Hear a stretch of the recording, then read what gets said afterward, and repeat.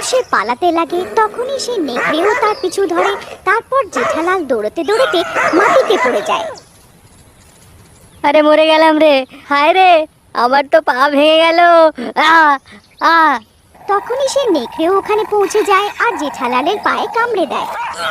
আরে মরে গেলাম রে, হায় রে, আরে নেকড়ে তো ধ্বংস, আমার পাটাই খেয়ে নিল, হায় রে, হায় রে। আহ আহ আহ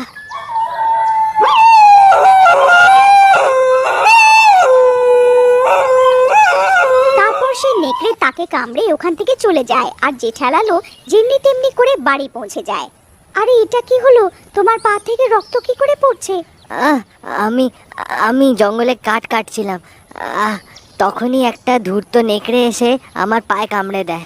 কোনো ব্যাপার না, এটা তাড়াতাড়ি ভালো হয়ে যাবে, ভয় পেও না। রাত্রে দুজনে শুয়ে থাকে।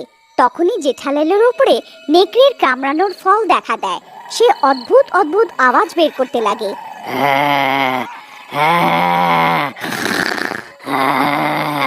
এই আওয়াজ শুনে তার বউ ভয় পেয়ে যায়। আরে হতচ্ছাড়াই কিরকম আওয়াজ বার করছিস? চুপ করে শুয়ে পড়, আমার ঘুম নষ্ট করিস না, না হলে সকালে খাবার বানাবো না। তখনই জেঠালাল অর্ধেক নেকড়ে হয়ে যায়।